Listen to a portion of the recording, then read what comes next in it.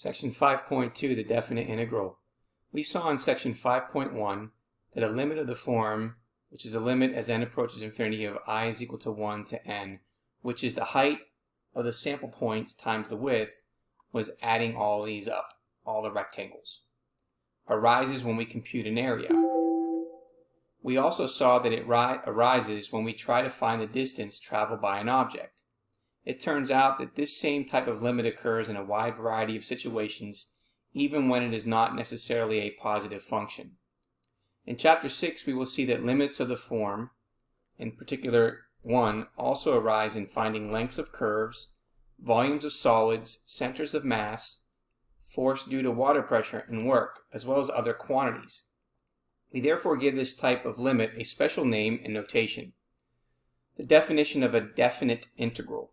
If f is a function defined for when x is in between a and b and including a and b, we divide the interval from a to b into n subintervals of equal width, which is delta x, which is equal to b minus a divided by n. Now we're going to let the first point, which is the initial x, or a, x1, x2 to xn, where xn is the final point, which is b, be the endpoints of these subintervals. And we let the sample points here be any sample points in these subintervals. So the ith sample point lies in the ith subinterval. Then the definite integral of f from a to b is the following. We have the integral that goes from a to b of the function f of x dx is equal to the limit as n approaches infinity of I is equal to 1 to n of those heights times the width, provided that this limit exists. If it does exist, then we say that f is integrable on the interval from a to b. Now, note 1. The symbol was introduced by Leibniz and is called an integral sign. It is an elongated s and was chosen because an integral is a limit of sums.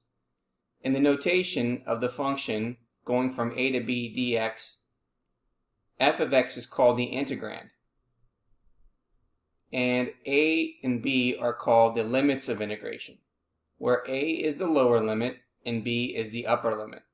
For now, the symbol dx has no meaning by itself, so therefore this is all one symbol.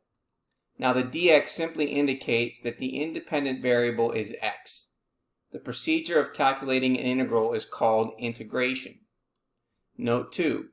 The definite integral is a number. It does not depend on x. In fact, we could use any letter in place of x without changing the value of the integral. We can have an integral going from a to b of f of x dx. We can have an integral going from a to b of f of t dt. We can have an integral going from a to b of f of r dr. Now, note 3, the sum, which is taking the sample heights times the width from 1 to n, that occurs in definition 2 is called a Riemann sum after the German mathematician Bernhard Riemann.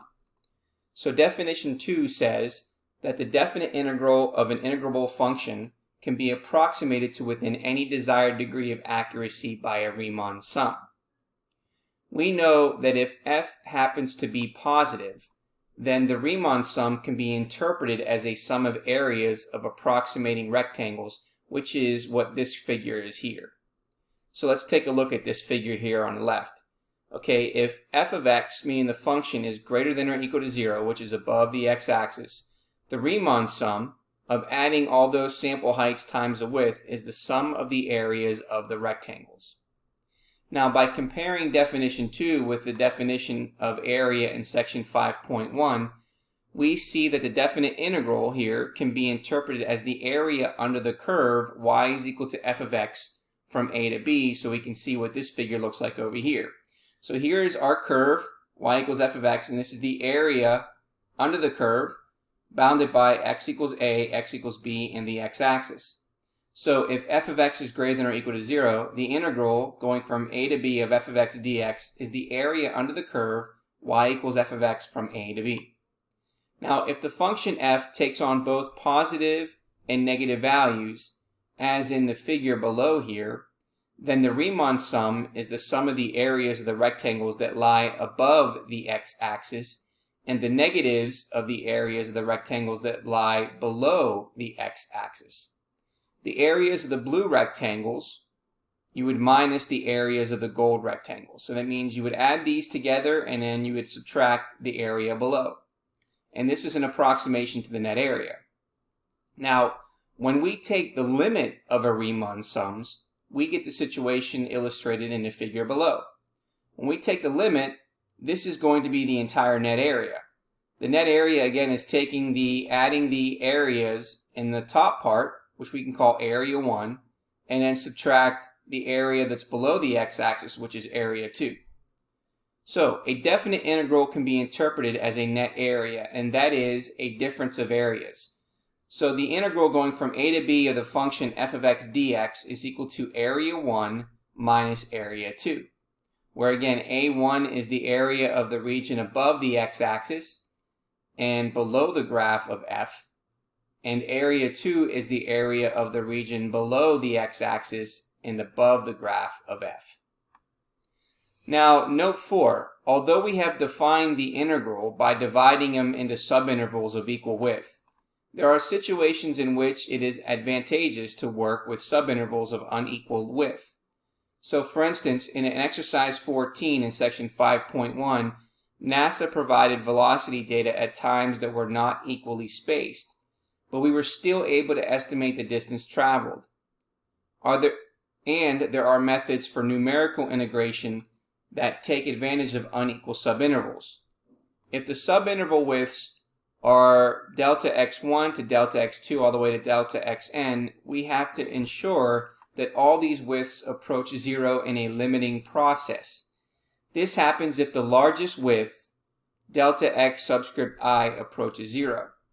So in this case, the definition of a definite integral becomes the following. So here's our definite integral, which is going to equal the limit as the maximum width approaches 0 of the summation of I is equal to 1 to n of those sample heights times the width. Now note 5, we have defined the definite integral for an integrable function. But note all functions are integrable. But not all, functions are integrable. The following theorem shows that the most commonly occurred functions are in fact integrable. It is proved in more advanced courses. So for theorem number 3, it says if f is continuous on the interval from a to b on the closed interval from a to b, or if f has only a finite number of jump discontinuities, then f is integrable on the closed interval from a to b, and that is the definite integral of a to b of f of x dx exists. Now, if f is integrable on the closed interval from a to b, then the limit in definition 2 exists and gives the same value no matter how we choose the sample points. To simplify the calculation of the integral, we often take the sample points to be right endpoints. So then those sample points is going to equal that sample point, the ith sample point, and the definition of an integral simplifies as follows. So for theorem 4, which is an important theorem here, if the function f is integrable on the closed interval from a to b, then we can say that the integral from a to b of f of x dx is equal to the limit as n approaches infinity of that summation of I is equal to 1 to n of those heights times the width, where delta x is equal to b minus a over n, and x subscript I, or the ith x, is equal to a plus I times delta x.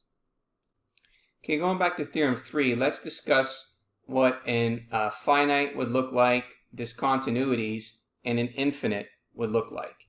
So, if we had the following, okay, if we want to look at a finite situation, then we would look at something like the following. Okay, so if we had a point, let's say here at A, and let's say there's a point here at B. Okay, so here is our value of B, and let's say this represents A. And then a finite situation would be closed here. So we would have this finite situation, okay, which means that we're looking for this area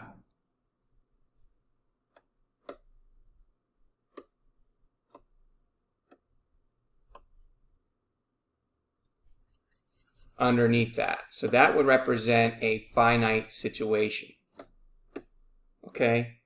And then if we wanted to look at an infinite situation, okay, that would be something like if we had the function f of x, okay, which is equal to the following. If they're constants, okay, where x can be any real number.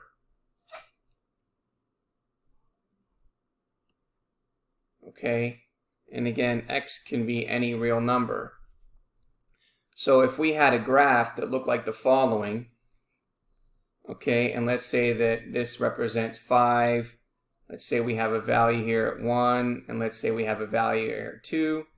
So that means that here our two horizontal lines would represent an infinite situation, okay? And then if we wanted to look at a discontinuity,